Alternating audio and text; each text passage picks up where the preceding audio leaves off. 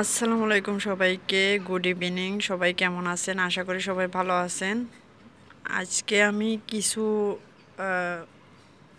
জরুরি কথা বলার জন্য আসছি। যারা প্রবাসী ভাই ও বোনেরা আছেন তাদের উপকার হবে।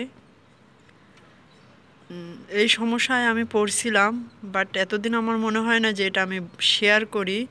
তো আজকে আমি ইউটিউবে দেখলাম একটা মেয়ে এয়ারপোর্টে আইসে সেও আমার মতো ভোগান্তি ভোগ করলো।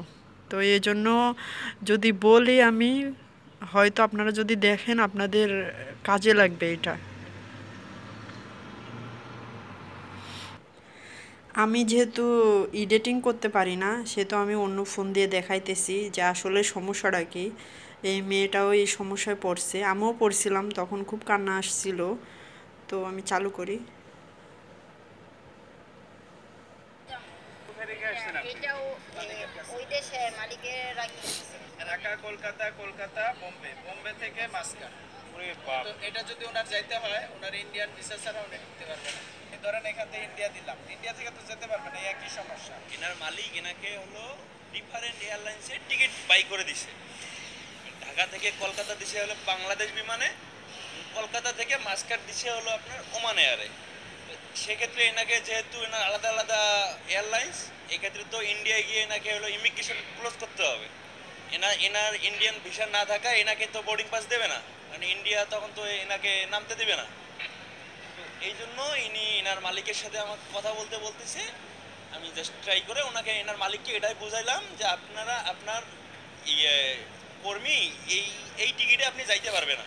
আচ্ছা, আমরা ওনার সাথে একটু কথা বললি যে ওমান যাচ্ছেন একজন মহিলা যাত্রী। তো ওনার কি প্রবলেমটা আমরা একটু বোঝার চেষ্টা করি যে আপনি আসলে এর আগে কি ওমানে থাকতেন? হ্যাঁ, আমি 2 বছর ছিলাম।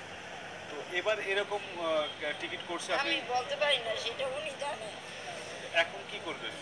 এখন আমি তো যাওয়ার জন্যই আছি বলেন। এখন উনি আমার কাছে সব কিছু মেসেজ পাঠাইছে যে দেখেন টিকিট নিয়ে যদি এয়ারপোর্টে আসি, আমরা যে প্রস্তুত হয়ে যে আমরা এখন অন্য দেশে যাব, রওনা হয়ে আসি, তখন যদি না যেতে পারি, সারা জায়গা দৌড়াদৌড়ি করি, খুব কষ্ট হয়। আমিও যখন ওমানে আসব, তখন আমারও এই টিকিট দিছিল, তারপর আমি ওমানে আসতে পারি নাই। আমার অনেক কান্না আসছিল, বাট তখন আমি তো ভিডিও করতে পারি নাই, তখন আমি নিজের খারাপ অবস্থা। উনি আসলে যেতে চাচ্ছেন, তার কেন কি প্রবলেম, এই প্রবলেমটা কিভাবে সমাধান হবে?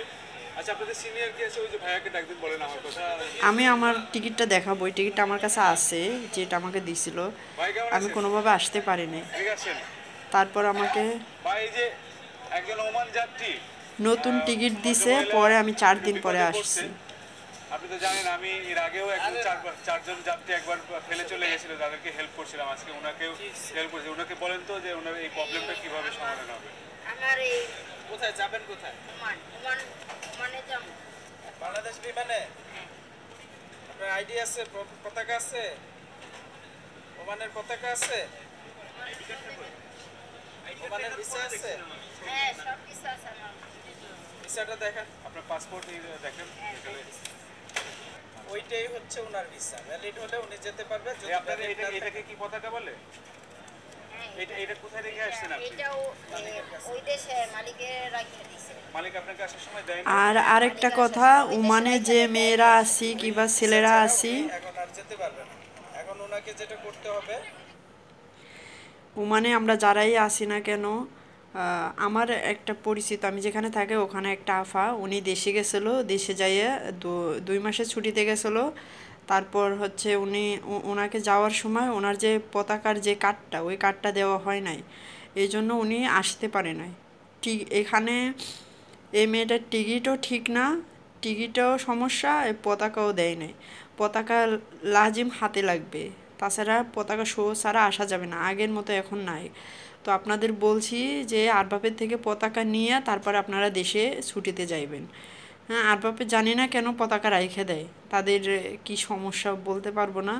বাট আপনারা যদি কেউ দেশে থেকে মানে দেশে যান বেড়াইতে, 2 মাস হোক, 3 মাস হোক, 1 মাস হোক, লাজিম পতাকাটা সাথে করে নিয়ে যাইবেন, ঠিক আছে? বোঝায় বলবেন যে পতাকা ছাড়া আমি আসতে পারবো না। তো আমার যে আপা গেছিল দেশে, উনি 1 মাস, আরও 1 মাস পর, 1 মাস না 1 সপ্তাহ এরকম হবে, ওনার পতাকা পাঠানো হয়, পাঠানোর পরে উনি তারপরে আবার এখানে আসে। যদি ভিসা কার্ডটা না থাকে তাহলে ওমান এম্বাসি বা মালিকের সাথে কথা বলে ওমান রয়্যাল পুলিশ 7 দিনের জন্য একটা টেম্পোরারি ভিসা দেয়, ওইটা ওনার কালেক্ট করে তারপর উনি যেতে পারবেন। তার মানে আপনার বিদেশ থাকার অভিজ্ঞতা তো 1-2 দিনের না। 7 দিনের ভিসা দিতে হবে না, ওনার মালিকে যদি পতাকাটা পাঠাইয়ে দিতে পারে কোরিয়ায় কিংবা কারো মাধ্যমে বাংলাদেশে পাঠাই দিতে পারে, তাহলে উনি তাড়াতাড়ি চলে আসতে পারবেন। হোয়াটসঅ্যাপে পাঠাইছে, তাহলে উনি কেন যেতে পারবেন না সেটি সমস্যাটা কোথায় সেটাই আমরা আসলে খুঁজে বের করবো। ওনার বুকিংটা হচ্ছে ইন্ডিয়া পর্যন্ত, ইন্ডিয়া, তারপর কিন্তু ওনার কোনো ট্রেনে নাই। উনি যে ইন্ডিয়া থেকে আবার ওখানে আরেকটা এয়ারলাইন্সের টিকিট আছে, কিন্তু এটা কানেক্ট দেখেন এনাকে দিছে যে কলকাতা থেকে ইন্ডিয়া না কোথায় যেন, সেখান থেকে ওমান, যেমন আপনি ঢাকা থেকে কলকাতা এই টিকিটে আসা যায় না, বুঝছেন, এই টিকিটে আসা যায় না। থেকে যদি আমার টিকিট আমি দেখাইতেছি, দুবাই, দুবাই থেকে আপনি লন্ডন, সেম টিকিট আমারও দিছিল। আচ্ছা যদি এটা না আমাকে যে টিকিটটা দেওয়া হয়েছিল এই যে হচ্ছে সেই টিকিটটা, দেখেন বাংলাদেশ থেকে হচ্ছে কলকাতা, কলকাতা ইন্ডিয়া, তারপরে হচ্ছে কলকাতা থেকে বোম্বে, যেটা বলো বোম্বে, তারপর বোম্বাই থেকে হচ্ছে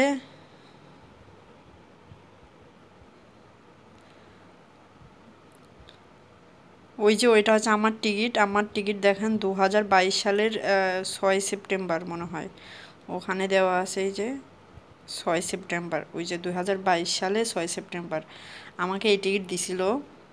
আমি তখন আসতে পারি না, এয়ারপোর্টে ঘুরে তারপরে আমি ফেরত গেছিলাম। তারপর আমাকে নতুন টিকিট দিছে, আমাকে এরপর নতুন টিকিট দিছে যেটা হচ্ছে ঢাকা টু মাস্কাট, তখন আমি আসতে পারছি 4 দিন পরে। এই যে এই মেয়েকে যে টিকিট দিছে সেম আমার টিকিটও এরকম ছিল। ওখানে আমি ছিলাম, আরেকটা পুরুষ লোক ছিল, আরেকটা বেটা ছিল, ওই বেটাও আসতে পারি না, আমিও আসতে পারিনি। তো এটা যদি ওনার যাইতে হয় ওনার ইন্ডিয়ান ভিসা ছাড়া উনি ঢুকতে পারবেন না। হ্যাঁ, এটাও আমাকে বলা হয়েছিল। শেষ রাখে নাই। তো এটা এটা হচ্ছে আরেকটা সমস্যা হলো, একটু কথা বলেন, শুনেন তো কি বলতে চাই। হ্যালো, আমরা একটু শুনি যে ওনার ম্যাডাম। এটা হচ্ছে আরবিদের দোষ কম বলবো, যে যেখান থেকে টিকিট নেয় ওখানে ওনাদের দোষ বেশি। ওনরা যে এই টিকিটে আসা যাবে না, ওনরা কেন টিকিট বিক্রি করে, ঠিক আছে, আরবিদের বলে কি এটা, মানে আরবিরা তো বলবেই যে কোন টিকিট কম টাকায় পাওয়া যায় আমাদের ওইটা দেন, ঠিক আছে, ওনরা তো এটা বলবেই।